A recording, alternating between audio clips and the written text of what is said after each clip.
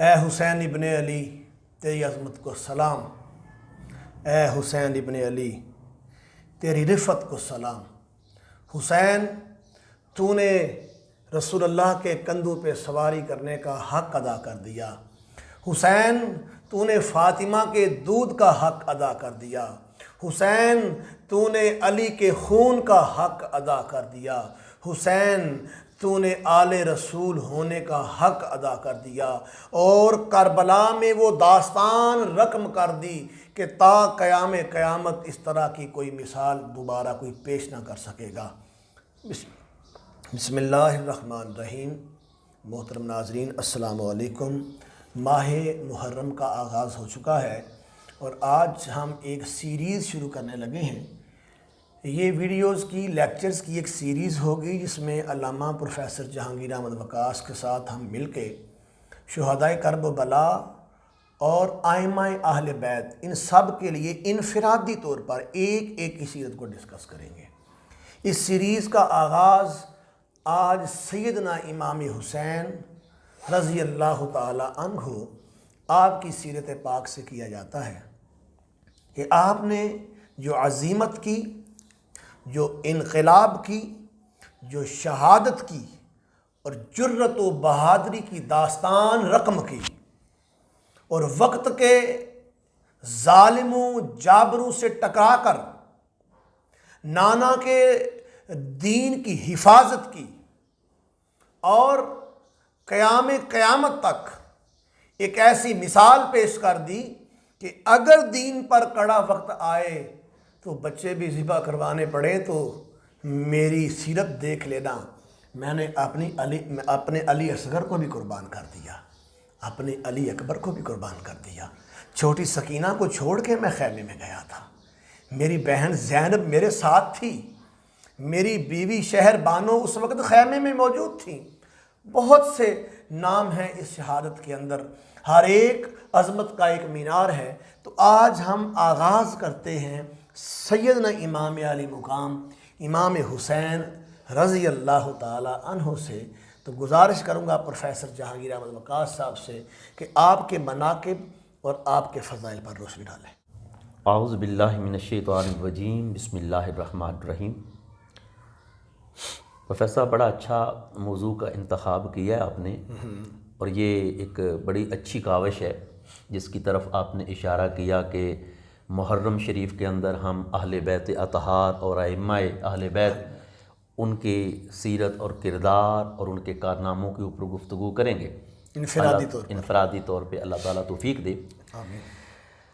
میں یہاں اپنی گفتگو کا آغاز ایک حدیث نبوی سے کرنا چاہتا ہوں جس کو امام ترمذی نے اپنی سنن کے اندر، اپنی سنن ترمذی کے اندر اس کو روایت کیا ہے، اور وہ بڑی زبردست حدیث مبارکہ ہے۔ حضور نبی رحمت صلی اللہ علیہ وسلم نے ارشاد فرمایا، احب اللہ لما یغزوکم من نعمہ واحبونی بحب اللہ وَأَحِبُّ أَهْلَ بَيْتِي بِحُبِّي او کما قال علیہ الصلوۃ والسلام۔ سبحان اللہ، سبحان اللہ۔ حضور نبی رحمت صلی اللہ علیہ وآلہ وسلم نے ارشاد فرمایا، اللہ سے محبت کرو کیونکہ وہ تمہیں غذا فراہم کرتا ہے، وہ تمہیں روٹی دیتا ہے، تمہارا رزاق ہے۔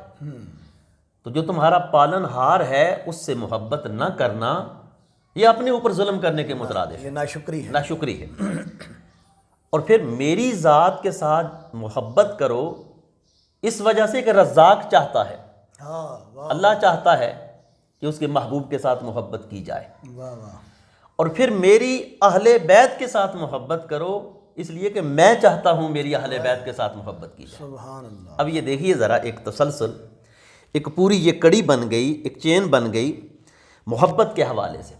لوگ عمل اور اس کے فضائل کے اوپر بہت گفتگو کرتے ہیں، ہونی بھی چاہیے، لیکن جب آپ بیلنس نہیں رکھیں گے کسی چیز میں بھی تو کام خراب ہو جائے گا، گمراہی پیدا ہوگی۔ محبت کو اگر شخصیت پرستی کا نام دے دیا جائے تو یہ دین سے بہت بڑی ناواقفی کی علامت ہے، یہ آج کے دور کا سب سے بڑا المیہ ہے۔ اب میں گزارش کرتا ہوں کہ یہ ترمذی شریف کی روایت ہے، اور اس سے ملتی جلتی اور بھی مضمون کے اعتبار سے اور مانن روایات جو ہے وہ موجود ہیں. اور اہل بیت کی محبت کا تقاضا تو رب کے قرآن نے بھی کیا ہے. وہ بھی میں بات کرتا ہوں. ایک پورا کلیکشن ہے یہاں پر احادیث کا بھی اور آیات کا بھی. لیکن جس چیز کو میں بیان کرنا چاہتا ہوں کہ محبت کو جوڑا گیا ہے. جوڑا گیا. بعض لوگ کہتے ہیں ہم اللہ سے بڑی محبت کرتے ہیں، بعض لوگ کہتے ہیں ہم رسول اللہ سے بڑی محبت ہے، بعض کہتے ہیں کہ ہمیں صرف صحابہ سے بڑی محبت ہے، بعض کہتے ہیں ہمیں صرف اہل بیت سے بڑی محبت ہے. تو جو پوائنٹ اور نقطہ ہے وہ یہ کہ آپ ان محبتوں کو جدا کر ہی نہیں سکتے، کیونکہ اللہ نے اور اللہ کے حبیب نے ان محبتوں کو جوڑا ہے. انٹرلنک کر دیا. یہ ایک محبت آپ کو دوسری محبت کے در تک لے کر جائے گی، واہ. اور دوسری محبت آپ کو اگلے عظیم در پر لے کر جائے گی، اور تیسری محبت الٹیمیٹلی آپ کو در خدا کے اوپر لے کر جائے گی. ایک محبت کا بھی بیچ میں سے آپ نے انکار کیا تو آپ اس راستے سے ہی ہٹ گئے. اب اہل بیت کی محبت جب ہوگی تو یہ محبت در مصطفیٰ پر لے کر جائے گی. واہ. اور جب ایک انسان در مصطفیٰ پر پہنچے گا اور اس محبت کا چراغ اپنے دل میں روشن کرے گا تو یہ محبت انسان کو در خدا پر لے کر جائے گی. یہی کامیابی ہے انسان کی. بے شک. تو گزارش یہ ہے کہ ہمیں بغیر سوچے سمجھے محبتوں کا انکار نہیں کرنا چاہیے، اور اس کو شخصیت پرستی کا نام نہیں دینا چاہیے. اب بلکہ محبت کو بنیاد پرستی بنانا چاہیے. بنیاد پرستی بنانا چاہیے. محبت تو بنیاد ہے. جی. تو اب اگر محبت سے خالی عمل ہوگا تو وہ ایسے ہی ہے جیسے بغیر روح کے جسم مردہ چیز ہے. عمل وہ اللہ کے ہاں قابل قبول بھی نہیں. اب اس حوالے سے اگر ہم سورہ شورا کو پڑھیں، بڑی مشہور و معروف آیہ مبارکہ ہے. اللہ پاک نے خود جو ہے وہ اعلان کروایا ہے. اب حضور تو اپنی زبان سے ویسے بھی نہیں بولتے. وما ينطق عن الهوى ان هو الا وحی یوحی. یہ سورہ شورا کے اندر اللہ پاک نے اپنے نبی سے اعلان کروایا، قل لا اسالکم علیہ اجرا الا المودۃ فی القربى. یہ اللہ کہہ رہا ہے، محبوب آپ اعلان کریں. مطلب اللہ اپنے محبوب کی زبان سے اعلان کروا رہا ہے. اور یہاں پر اہل محبت نے یہ نقطہ بھی لکھا کہ اللہ تعالیٰ جب بہت ہی اہم چیز کا اعلان کروانا چاہتا ہے نا، بہت ہی اہم چیز کا جو دین کا حاصل ہوا کرتی ہے کوئی چیز، تو اپنے محبوب کی زبان سے کروایا کر. جیسے آپ دیکھیے قل هو واللہ احد. محبوب فرما دیجئے اللہ ایک ہے. آپ فرما دیجئے، یعنی اللہ کی وحدانیت کی جب بات کرنا چاہیے تو فرمایا قل، حبیب آپ اپنی زبان اقدس سے اعلان کریں، کیونکہ دین کا اصل جز تو اللہ کی احدیت ہے، اللہ کو ایک ماننا ہے. تو جو ضروری چیزیں ہوتی ہیں، اور میں انٹرپشن کر رہا ہوں، جب عبادات کی بھی بات کرنا چاہیے کہا کل ان صلاتی نسکی و محیایا و مماتی للہ رب العالمین. واہ واہ. ٹھیک ہے نا، یہ اہل محبت نے پوائنٹ لکھا ہے. اب یہاں پر دیکھیے اللہ پاک فرما رہا ہے قل، میرے حبیب آپ اعلان کیجئے. اللہ کروا رہا ہے اپنے محبوب کی زبان. تو اس مفہوم کے اعتبار سے ہمارے سامنے یہ نقطہ آیا کہ یہ مسئلہ جو حضور بیان کرنے لگے بڑا اہم مسئلہ ہے، بہت اہم. یہ دین کا مسئلہ ہے. ٹھیک ہے، قرآن کی تو ویسے ہر بات ہی دین کے، لیکن یہ بہت اہم بات ہے. تو قل لا اسألکم علیہ، علیہ میں ہی ضمیر جو ہے نا، اس کا مرجع ہے حضور کی نصیحتیں، حضور کی تبلیغ، حضور نے جو ساری زندگی قافیے کی دین کے لیے، وہ مرجع ہے. مطلب اے لوگو، میں نے جتنی کاوش کی، میں نے جتنی دین کے لیے قربانیاں دیں، شیب ابی طالب کے اندر میں 3 سال تک دین کی خاطر محصور رہا. میرے صحابہ نے تکالیف جو ہے ان کے سمندر پار کیے، ہجرت حبشہ ہوئی، ہجرت مدینہ ہوئی، غزوات ہوئی، شہادتیں ہوئی. اے میرے مخاطبین، میں تمہیں یہ کہہ رہا ہوں کہ ان تمام مصائب کے اوپر اور جتنی میں نے تبلیغ کی ہے اس کے بارے میں تم سے کچھ بھی ڈیمانڈ نہیں کرتا، کچھ بھی ڈیمانڈ نہیں کرتا، الا المودۃ فی القربى. ہاں، میرے قریبی رشتہ داروں سے محبت کرنا. قربا کی جو ہے وہ یہاں پر پھر باقاعدہ طور پر صحابہ کرام نے جو ہے وہ عرض کی، اللہ کے پاک پیغمبر ہمیں ذرا یہ بتا دیجئے، من قرابتک الذین وجبت علینا مودتہم، وجبت علینا مودتہم. آقا ذرا یہ واضح تو کر دیجئے وہ کون سی ہستیاں ہیں جن کی مودت اور محبت ہمارے اوپر واجب اور فرض ہو گئی ہے. ہم قربہ کے حوالے سے بھی لوگ مختلف توجیحات کرتے ہیں، لیکن زبان رسالت نے اس کو بیان کر دیا. اور یہاں جو خاص بات ہے جس کو ہمیں بڑے ایمفیسائز کے ساتھ بیان کرنا چاہیے کہ محبت یہاں صرف محبت کی حد تک نہیں رہی، محبت فرض ہو گئی ہے۔ محبت فرض، امام شافعی نے کہا تھا نا، امام شافعی کا باقاعدہ شعر ہے کہ یا اہل البیت حبکم فرض، تمہاری محبت فرض ہے۔ فرض ہے، یہ امام شافعی کا باقاعدہ شعر ہے جس کے اندر انہوں نے اس بات کا ذکر کیا، فرض کا۔ تو صحابہ کرام نے جب عرض کی یا رسول اللہ کون ہیں جن کی محبت ہمارے اوپر واجب اور فرض ہے، تو نبی علیہ الصلوۃ والسلام نے ارشاد فرمایا فاطمہ و علی و ابناہما، یہ سیدہ فاطمہ الزہرا سلام اللہ علیہا، سیدنا حضرت مولا علی مشکل کشا شیر خدا رضی اللہ تعالیٰ عنہ، اور ان کے صاحبزادے حضرت امام حسن اور حضرت امام حسین، تو یہ ان کی محبت قرآن نے بیان کی اور زبان رسالت نے بیان کی۔ اب اگر ہم محبت کے حوالے سے اس کو مزید آگے لے کر چلیں تو نبی کریم صلی اللہ علیہ وسلم کی درجنوں ایسی احادیث ہیں جن میں باقاعدہ طور پر حضور علیہ السلام نے اس محبت کو اپنی محبت قرار دیا۔ فرمایا من احب الحسن والحسین فقد احبنی، رواہ ابن ماجہ۔ فرمایا جس نے میرے حسن اور حسین سے محبت کی ہے اس نے گویا مجھ سے محبت کی ہے۔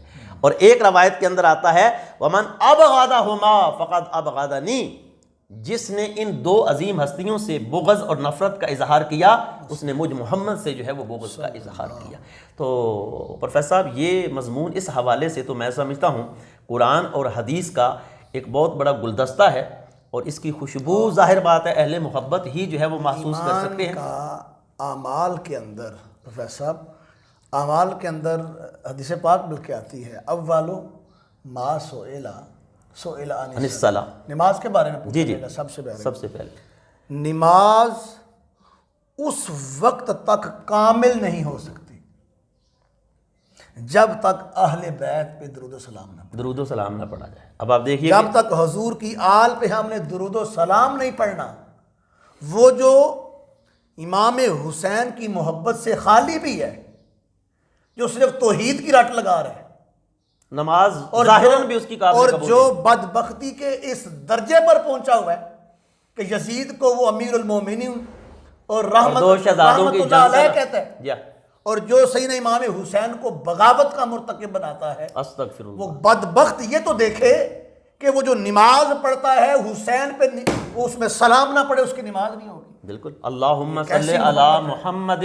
وعلی آل محمد، وعلی آل کو چھوڑ کے آگے چلیں نماز نہیں قبول ہوگی۔ اور آل سے حضور نے بیان فرما دیا، حضور نے آپ کی آل کون ہے، اور جب وہ نجران کے عیسائیوں سے مباہلہ ہوا، بالکل، اور اس وقت نادو ابناءنا و ابناءکم، تم اپنے بیٹوں کو بلاؤ ہم اپنے بیٹوں۔ ابناء میں کون آیا؟ ابناء میں یہی شہزادے آئے اور حضرت فاطمہ الزہرا اور حضرت علی، ان کو لے کر حضور گئے۔ حضور گلی سے گزر رہے ہیں، ہائے ہائے، حضور گلی سے گزر رہے ہیں تو سیدہ فاطمہ الزہرا آپ کے گھر کے حجرے کے پاس سے آپ کا گزر ہوتا ہے تو اندر سے بچے کے رونے کی آواز آتی ہے۔ حضور اندر تشریف لے گئے، دیکھا حسین رو رہا ہے تو کہا فاطمہ اس کو نہ رونے دیا کر، اس کا رونا مجھے تکلیف دیتا ہے، بکاہما یحزینی، اس کا رونا مجھ محمد کو پریشان کر دیتا ہے صلی اللہ علیہ وآلہ۔ اور جب وہ بارش کا فرشتہ آیا، اللہ اکبر کبیرہ، حضور نے کہا کہ کوئی ملنے نہ آئے۔ حجرے میں حضور نے اپنے آپ کو بند کیا، گفت و شنید ہوئی، اتنے میں جناب حسین آ گئے تو اس نے کہا یا رسول اللہ یہ آپ کا بیٹا شہید ہو جائے گا۔ تو حضور کی چشمان مقدس سے آنسو نکلے، کریمہ کا روئے، اور اس نے کہا کہ میں آپ کو لا کے وہ مٹی بھی دیتا ہوں، اور جب وہ تحولت هذه التربۃ الی دم، جب وہ بدل جائے تو جان لینا کہ حسین شہید ہو گئے۔ تو اس وقت بھی نبی علیہ الصلوۃ والسلام، ابھی تو حسین چھوٹے ہیں اور حضور کی گود میں ہیں، لیکن چشمان مقدس سے آنسو جاری ہیں۔ تو جس کے غم میں حسین کے غم میں، جس کے غم میں حضور روئے، ان کی محبت کا کیا عالم ہوگا۔ تو حاضرین و ناظرین، یہ مہینہ آپ کے فضائل، پوری زندگی ہی آپ کے فضائل و مناقب کی ہے۔ ہماری زندگی کا ایک ایک سانس ادھار ہے حسین کا، ہماری زندگیاں ادھار ہیں حسین کی۔ تو اس لیے حسین کی محبت کا چراغ دل میں جلایا جائے۔ حسین یہی پیغام ہے، تیری عطا کا چشمہ دلوں کے دامن بھگو رہا ہے، یا آسماں پر اداس بادل تیری محبت میں رو رہا ہے۔